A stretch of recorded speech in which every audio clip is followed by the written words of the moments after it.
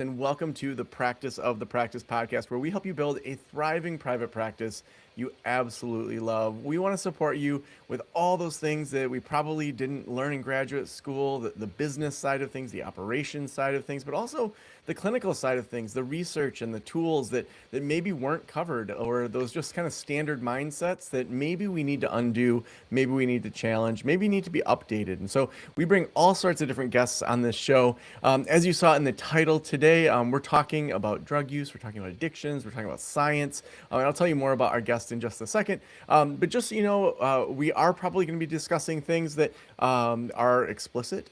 We may use language that's explicit. And so if you don't want, say, kids to hear those things, then just be aware of that.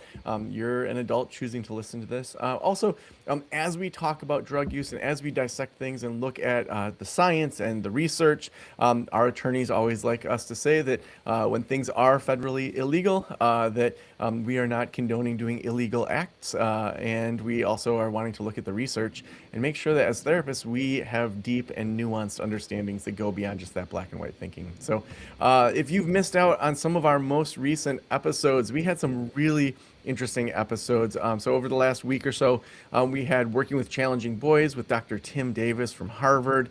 We had Stand the Fuck Out with Louis Greiner, who was talking about marketing and unique ways of marketing. We talked about how I'm building Great Lakes online counseling and how I'm working on that, and we're on week 11. And then we talked about Buddhism and Gestalt therapy and how that helps with some management styles. So I'm so excited about today's guest. Today we have Dr. Carl Hart, who is a PhD, a neuroscientist and professor of psychology at Columbia, an author whose work challenges conventional narratives about drugs, addiction, and public policy.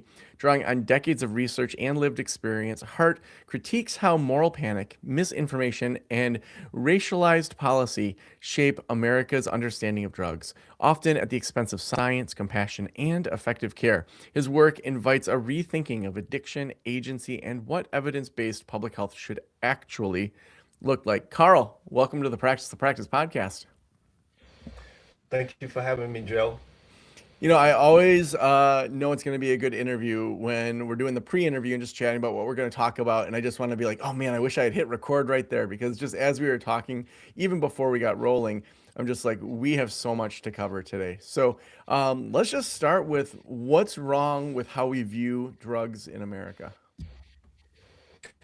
Well, oftentimes when we think about drugs, particularly for your audience, you have a clinical audience. And so when people go to seek the services of the folks who listen to your podcast, they're typically having a problem.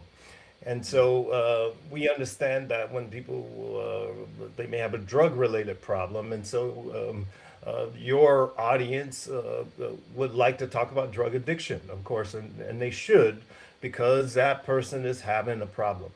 But when we think about drugs in general in our country, we oftentimes talk about drugs starting with addiction. The vast majority of people who use drugs don't have a problem. More than 2/3 of the people who use any drugs don't have a problem. They do so responsibly and so forth. And it also gets into this issue of who we are as a country. We're proud of the guarantees of freedom, life, liberty, and the pursuit of happiness. And what that entails, it entails things like bodily autonomy. You can do with your body what you choose to do with your body, including take psychoactive drugs like alcohol, nicotine, cocaine, heroin. It's your body. You can do what you choose to do with your body. But for some reason in our country, we suspend that deeply held fundamental belief of freedom when it comes to some drugs. And without even having a real conversation about why we do such a thing. How can you tell me what to do with my body? How can you tell this person what to do with their body? They're responsible for the consequences of that. And we don't have an appropriate conversation. Instead, we talk about drugs as if the only thing that happens with drugs are bad things like addiction, like overdose, and nothing could be farther from the truth. And the problem with that is that when you do that, now what you're doing is that you are discouraging thinking. People are no longer thinking about, like, hold up, why do we do that, for one? And then you have to think through why you're doing this. And it gives you practice with thinking. And you want a society to always have practice with thinking, because then it makes us better able to solve other problems in general. And also, it makes us better as people. And then we think about other people's rights. And those kind of things have been forgotten, or they seem to be forgotten in our country, that other people have rights. Even if I don't like what they're doing, as long as they are not harming other people, preventing other people from enjoying their rights, it's not my business. It's their business. And so the issue with always going to the frame of drug addiction when you talk about drugs is that it discourages thinking. And as a professor, that goes against everything that I thought I was supposed to be doing, helping people to learn how to think. I'm wondering if for you personally, there was a moment that you went from maybe that typical societal way of thinking to saying, no, there's something different here. Or was this sort of a long held belief? Was there like an aha moment when things lined up and you're like, no, this is not okay how we're being taught in this arena? Yeah, no, it took a long time for me to come to arrive at this position, because I really started studying drugs in 1989, right before the decade of the brain. The decade of the brain was 1990 to 2000. And so the decade of the brain was this proclamation that we were going to pump a lot of money into brain science and learn as much as we could about the brain and how drugs affect the brain. In fact, I got a PhD because of this sort of focus, and it was a great focus. But I began my studies thinking that drugs were uniquely bad, not understanding that were not for cocaine, for example, we wouldn't understand how the action potential worked as well. We wouldn't understand that cocaine selectively blocks sodium channels to prevent the action potential. And if you don't have the action potential, then you don't have behavior. You don't have thought. You don't have all of these actions. And so cocaine helped us to better understand the fundamental workings of the brain. And so many drugs have done that for us.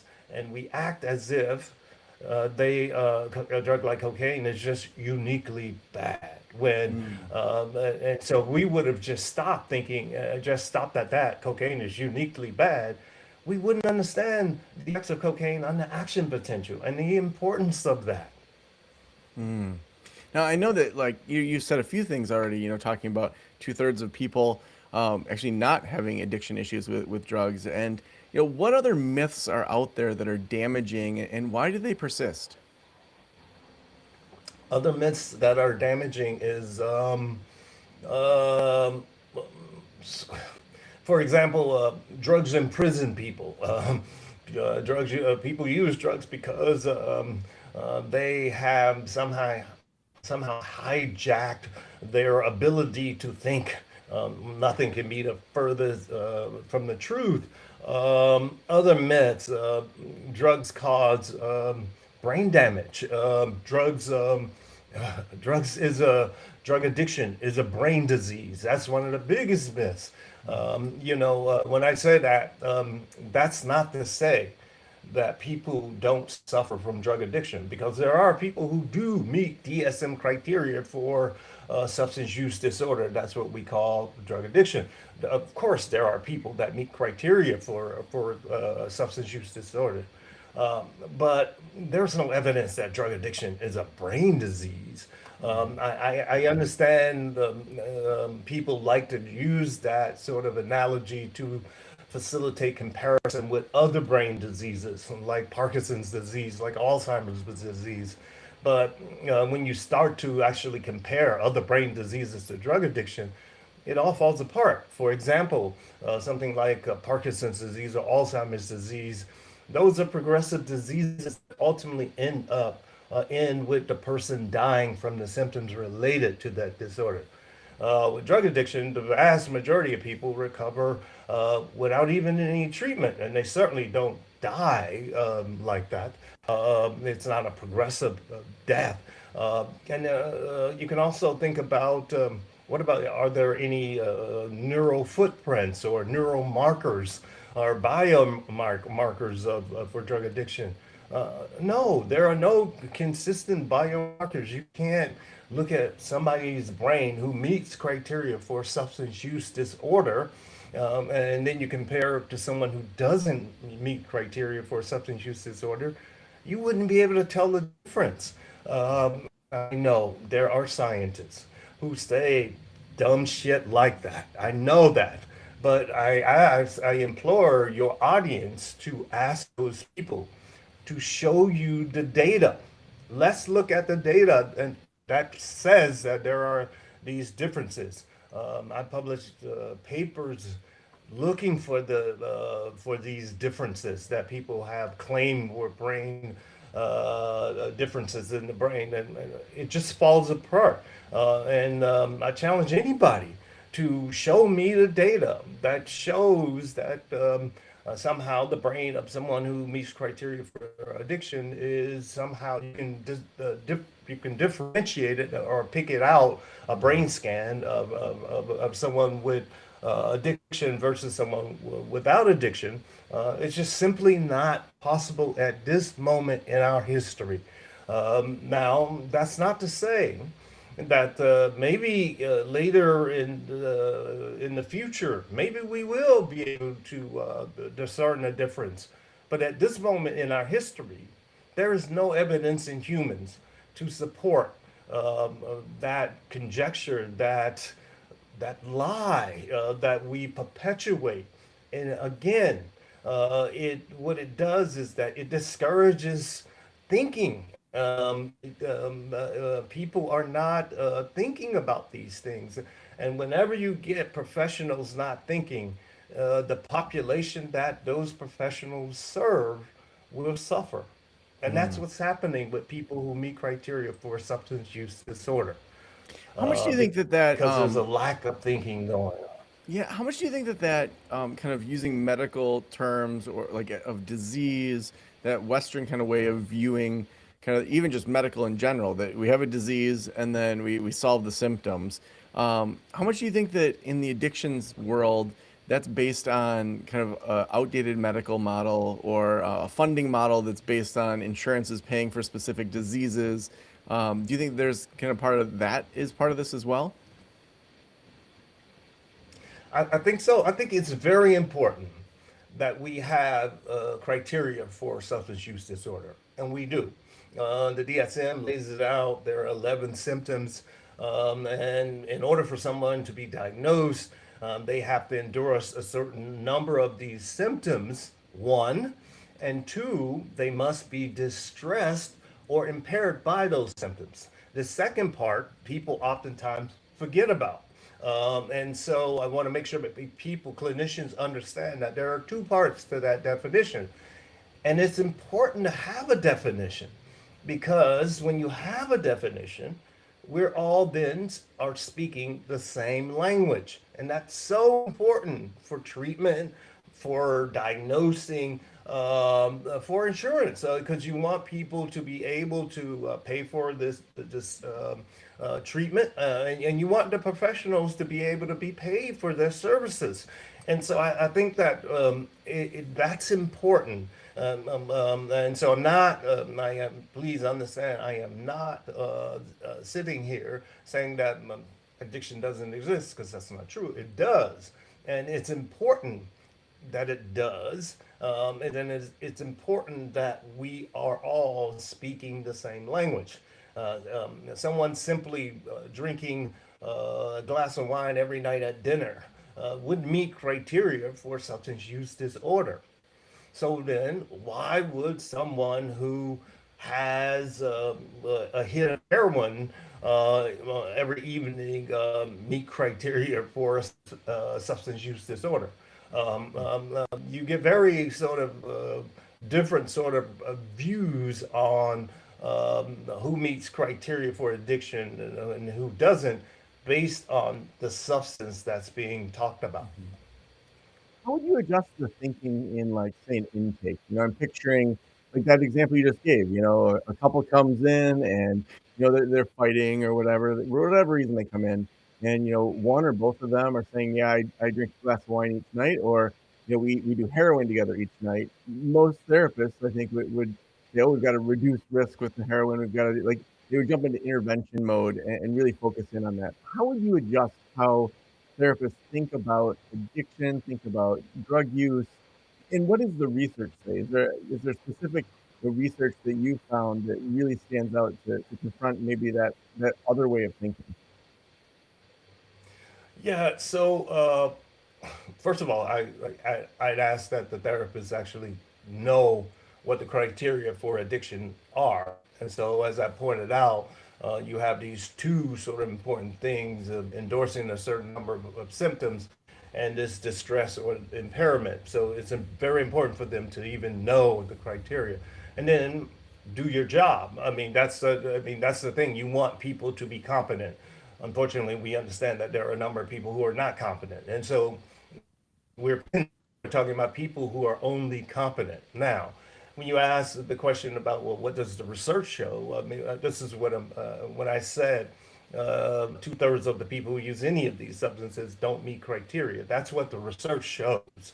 And you think about, for example, all of my career, I've now been studying drugs for over 30 years. Most of that time, it was my research entailed bringing people into the lab, giving them hits of a variety of these drugs, ranging from the opioids to methamphetamine to cannabis to crack cocaine, wide range of drugs. And so when I think about the research and the people who we said, even the ones who met criteria for a substance use disorder, you learn that many of the myths that we have about these drugs just does not bear out when you see people in the lab on a daily basis, or even when you travel around the world, as I did with my latest book, Drug Use for Grown-Ups,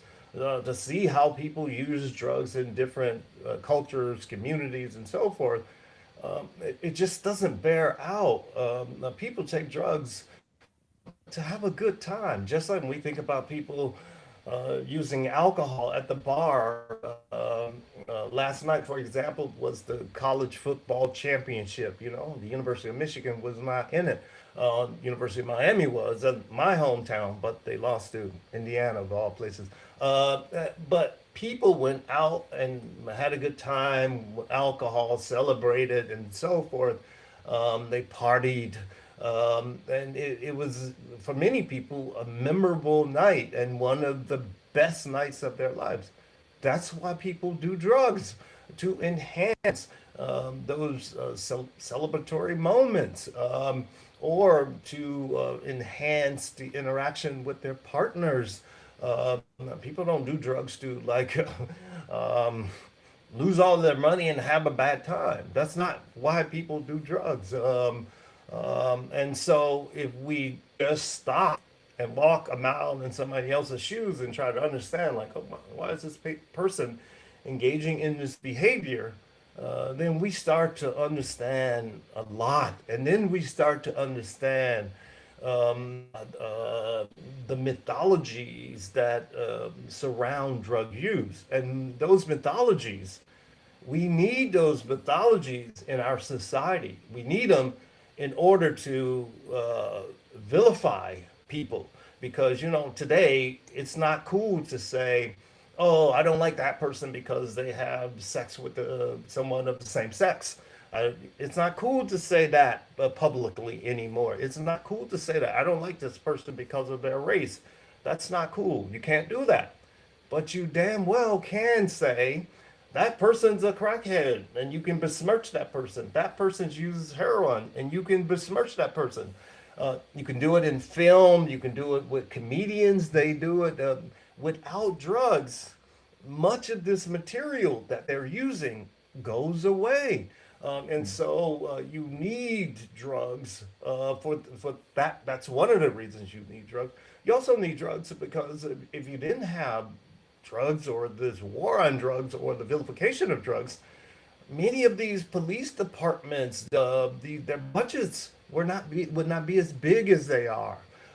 Institutions like mine, Columbia, our medical school, the indirects from our grants that we bring in, lots of money are involved here. And so you have researchers invested in this mythology too. And so you start to see the important role that drugs play in a society that have nothing to do with the actual pharmacology of the drug. For the one third of people that do deal with addiction issues or do meet criteria, are there risk factors that maybe point to the likelihood of being in that one third? So, is it trauma? Is it like what is it that the research says that is like amplifying for that one third? Yeah, the same thing with most things where like we think about young males, unemployed, uneducated, limited skills, risk factors for a lot of things. Drugs are not any different. The same sort of risk factors. You have people who are immature, risk takers, those sort of things. Some risk taking, of course, is good. You need risk taking, but then risk taking that overdoes it, of course, is not. And so you have the same sort of risk factors: unemployment, underemployment, limited opportunities. All of those sort of things are tremendous risk factors. People not invested in a society, not allowed to be invested in a society, not being allowed to participate in a society. All of those things are risk factors. This is nothing new. We know this. Drugs are not unique in any way with regards to those risk factors. Now, if the U.S. were built, But oh yeah, I go just ahead. No, want no, to be no. clear. Please go. I just want to be clear because one of the things that people don't understand is that when you and I are talking about risk factors, we really need to understand risk factors are correlations. They are just things that correlate with a behavior, right? They are not causal. They're just correlates. And so when we start talking about risk factors, we're not saying that everyone who is unemployed, everyone who is young male, not invested in society, will get in trouble with drugs. We are not saying that. These are correlations, not causal, but the term risk and protective factors imply causation, and they're horrible terms. And people in our field use those terms as if they are actually causal, when in fact they're nothing more than correlations. Thank you for clarifying that. I really appreciate that. Uh, so, if the U.S. were to build a drug policy grounded in maybe more honesty and science rather than just fear or morality, what do you think would need to change first, not just legally, but also like culturally? First of all, we need to do a better job of education in our country. So when we think about our country, it's quite incredible. The founding of the country, being a colony of the British, and these folks had enough of being taxed without representation. the king telling them what to do and being mistreated. And they, no, we're going to build a better country, better world. And it's going to start with these principles.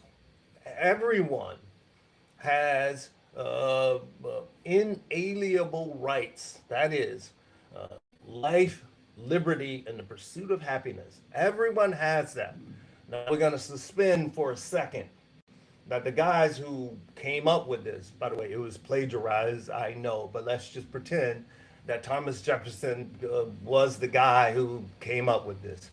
Now, those guys I know, they had enslaved people when they were sitting there talking about everyone has life, liberty, and the pursuit of happiness, and all men are created equal, and so forth.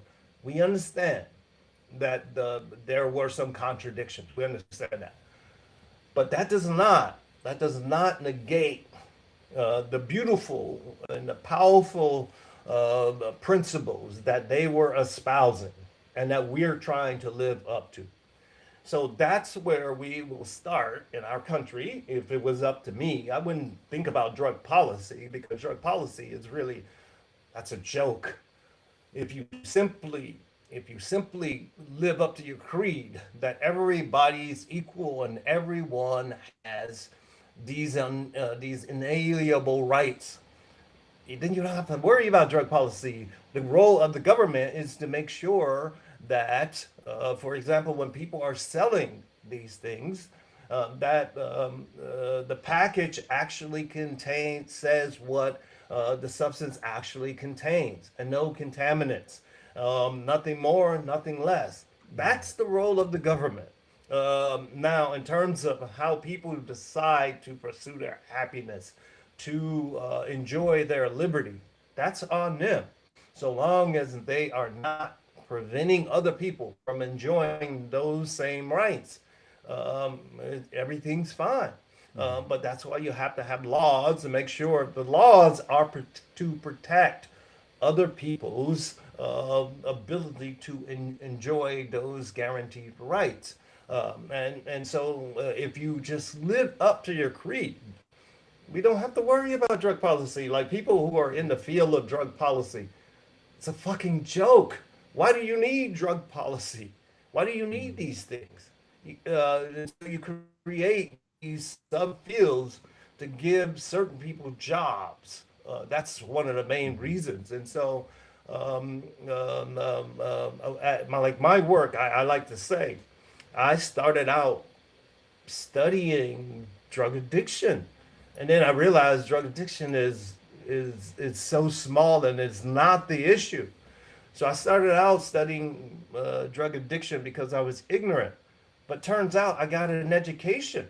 I learned about not only drugs, I learned about this country and the founding of the country, and those beautiful words that we're all guaranteed: life, liberty, and the pursuit of happiness. And we were trying to build a better world. And so that's far more important than anything else that any of us do. That if we are making sure that we are protecting other people's rights, not our own rights, other people's rights. So I served in the military for 4 years as well. And that was my sort of job, to protect other people's rights. And it was one of the things that I'm most proud of that I've done in my life, is protect other people's rights. You know, I can hear one pushback where I think about, like, in Michigan, for example, probably, I don't know, 10, 15 years ago, they made motorcycle helmet laws. They got rid of them. So adults can choose to wear a helmet or not wear a helmet, which, kind of following what you're talking about, sounds great, that adults can make those decisions. Except that when someone has a closed head injury and doesn't have insurance, and we don't have an insurance system that just takes care of people, my insurance money is going up as a Michigan driver, and I'm then paying for those people's decision. I could see how people would say, well, yeah, it's all well and good to say let's let people make their own adult decisions, but what happens when they become a drain on society and then we're taking care of them instead of prevention? how do you, I'm sure you get that question or something similar to it all the time. Like, what do we need to, like, what do we need to, how could we think through that question?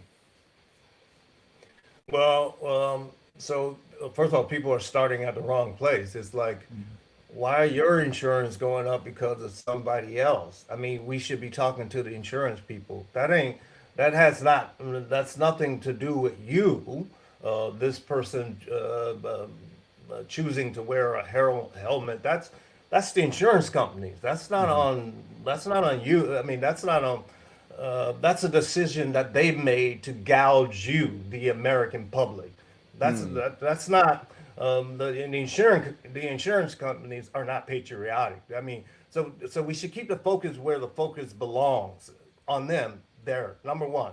Number two, if we, for example, have determined that people not wearing helmets is a risk, a real serious risk. The evidence showed that that risk clearly shows that when you don't wear a helmet, we have, which I don't know this for sure, so this is Yeah. hypothetical. But when you don't wear a helmet, you are, I don't know, 10 times more likely to die or have some injury that will be a drain on the medical health system. Now, the society certainly can say that, hey, we are not banning motorcycles, and you can still enjoy this activity, but you have to wear this helmet because of all of this evidence. I think the society still has the right to do that because the activity of riding a motorcycle is still available. And so that's the difference with drugs or anything else. That activity is gone. I mean, for Hmm. example, every year 40,000 Americans lose their life on our highway. Every year. Check the data. We haven't said, all right, fuck this, we're going to ban cars because these people. No, what we've done is we changed the speed limits. We are enforcing seat belts. We're asking people to have the car inspected. We're doing all of these things to make sure the activity of driving is still available to the public. And that's within the right of a responsible society. I agree. And we should definitely have those conversations. But the activity remains available to the public. Hmm. And it sounds like you're saying base it on actual evidence and science. Instead of just saying all drugs are bad, you're saying let's look at the actual research and see the impact and not have it be swayed by just moral compasses instead. So love it. The last question I always have is if every No, private no, no. practitioner, oh yeah, jump I in. just want to be. I want to be clear. I don't want to say like based it on the science because that's a way to be dismissed as. No, Okay. I am saying that obviously science. I think I'm a scientist. Data evidence is important, and I think that we should policy should be evidence driven. But we know that's not always the case, and so I am not I am not just having that blanket kind of statement. I Mm. want to be clear. No, I I appreciate am that. saying that, yeah, I am saying that, for example, when it comes to drugs, something like drugs are being available. I think, yeah, we can decide which opioid is available. Of the many opioids that there are, which opioid is available to the public based on some criteria. And we can say scientific criteria or what have you. Which stimulant is available based, which stimulants are available based on some criteria? Yeah, absolutely. It should be evidence driven. But the most important thing here is that the activity are available to the public. Thank you for that clarification. I never want to put words in anyone's mouth and have them say, I didn't say that. So I appreciate that. Carl, the last question I always ask is if every private practitioner in the world were listening right now, what would you want them to know? If every private practitioner was listening right now, what I want them to know. their number one job um, is as a citizen, not as a practitioner, just as a citizen, is to protect the rights of other people. That's their number one job, right? Now, as a therapist, as a clinician, and so forth, sometimes people get seduced into believing that they know more about someone else's life, a patient's life. They know what's better for that patient's life than the patient themselves. I would ask that they just question that assumption with each of their patients and each of their interactions, because most often they don't. You don't know other people's lives better than those people. And so our goal is to try to help those patients achieve their goal. Of course, their goal cannot be such that it is preventing other people from enjoying the guaranteed rights of our country. So good. If people want to follow your work, if they want to get your books, where should we send them? Uh, I'm on X, this thing that used to be called Twitter. It's Dr. Carl Hart. That's Dr. Carl Hart. I have a website. My name, Dr. Carl Hart. I'm at Columbia. I'm easy to find online. Psychology and psychiatry department. So I'm really easy to find, and I encourage people to read Drug Use for Grown-ups, because in it I really try to provide people a basic understanding of the principles, the most important principles on which the country was founded. That is, making sure that people enjoy those inalienable rights, life, liberty, and the pursuit of happiness. All of what's going on in the country now, people are tension filled, anxiety ridden, because of the meanness that is happening. And so I hope that people are not contributing to the meanness, and just try to make sure that you show people kindness. And when other people are being mean and cruel to other folks, that we stand up, step in, and just say, hey, please do not be cruel to people. So good. Dr. Carl Hart will have all of those links in the show notes as well. Thank you so much for being on the show today.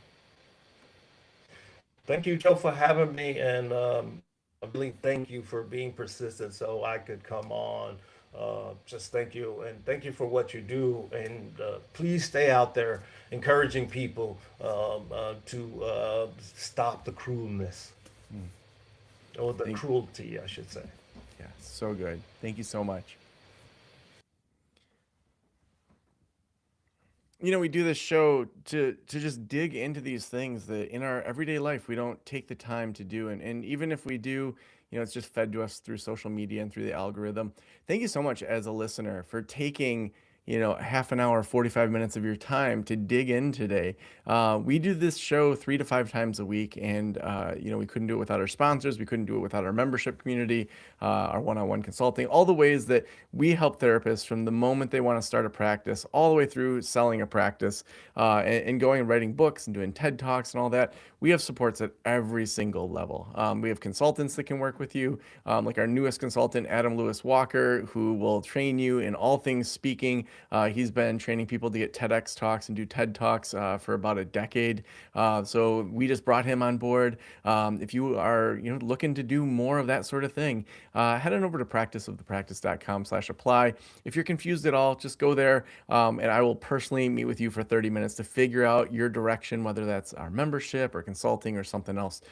We have more than enough people that are applying to work with us that we genuinely just want to help you find how do you move forward within your career, How do you find that next step for you? How do you play bigger than maybe you ever dreamt of playing? And how do you make an impact on your community in this world, bigger than maybe you thought you could play? So we're here for you over at Practice of the Practice, whether you're a student all the way through. So also, we couldn't do the show without our sponsors.